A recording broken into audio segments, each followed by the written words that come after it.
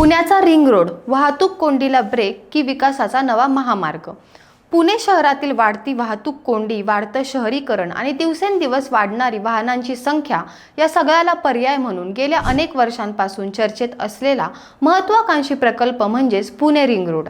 पण हा ring road नेमका कुठून जाणार, किती किलोमीटरचा आहे, कोणत्या गावांमधून जाणार आणि सध्या काम कुठपर्यंत आलंय? सर्वात आधी एक महत्त्वाची गोष्ट, पुण्यात रिंग रोडच्या नावाने दोन महत्त्वाचे प्रकल्प आहेत। एक म्हणजे PMRDAचा पुणे इनर रिंग रोड, तर दुसरा म्हणजे MSRDCचा आउटर रिंग रोड। PMRDAच्या इनर रिंग रोडची सध्याची अधिकृत माहिती पाहिली तर या प्रकल्पाची लांबी 83.12 किलोमीटर, रुंदी 65 मीटर असून प्रकल्पासाठी तब्बल 14,200 कोटी रुपयांची प्रशासकीय मंजुरी आहे।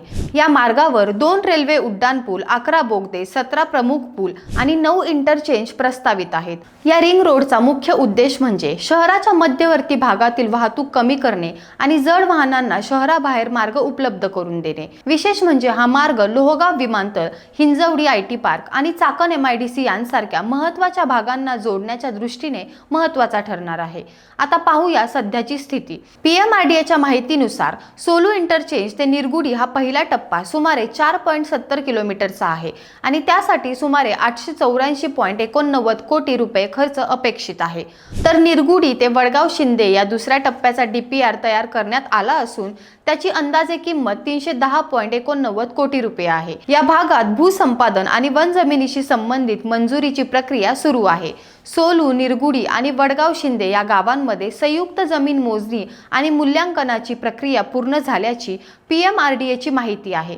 पुढील टप्प्यांमध्ये कदम वाकवस्ती, वडाची वाडी, पिसोळी, येवलेवाडी, गुजर निंबाळकरवाडी, मांगडेवाडी, भिलारेवाडी आणि जांभूळवाडी यांसारख्या भागांचा समावेश आहे। भूसंपादन हा या संपूर्ण प्रकल्पातील सर्वात महत्त्वाचा आणि संवेदनशील विषय आहे। PMRDAच्या माहितीनुसार संपूर्ण रिंग रोडसाठी सुमारे 720.78 हेक्टर क्षेत्र भूसंपादनासाठी निश्चित करण्यात आले आहे। आता दुसरा महत्त्वाचा प्रकल्प म्हणजे MSRDCचा आउटर रिंग रोड। या प्रकल्पाचा उद्देश पुणे शहराच्या बाहेरून मोठ्या प्रमाणातील वाहतूक वळवणे हा आहे।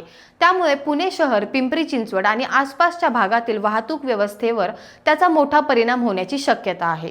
मात्र इथे एक महत्त्वाची गोष्ट लक्षात घ्या, इनर रिंग रोड आणि आउटर रिंग रोड हे एकच प्रकल्प नाहीत। त्यांची लांबी, मार्ग, अंमलबजावणी करणारी यंत्रणा आणि प्रकल्पाची व्याप्ती वेगळी आहे। रिंग रोड पूर्ण झाल्यानंतर पुण्यातील वाहतूक व्यवस्थेला मोठा दिलासा मिळण्याची अपेक्षा आहे। जड वाहनांना शहरात येण्याची गरज कमी होईल, नवीन भागांना कनेक्टिव्हिटी मिळेल आणि रिंग रोडच्या परिसरातील विकासाला वेग येऊ शकतो। मात्र दुसरीकडे भूसंपादन, पर्यावरणीय मंजुरी, प्रकल्पाचा वाढणारा खर्च आणि प्रत्यक्ष बांधकामाची गती ही मोठी आव्हाने आहेत। म्हणूनच पुणेकरांचा प्रश्न एकच, रिंग रोड कधी पूर्ण होणार? कारण पुण्याची वाहतूक दिवसेंदिवस वाढत आहे आणि आता रिंग रोडची गरज केवळ विकासासाठी नाही तर पुण्याच्या भविष्यातील वाहतूक व्यवस्थेसाठी अत्यावश्यक बनली आहे।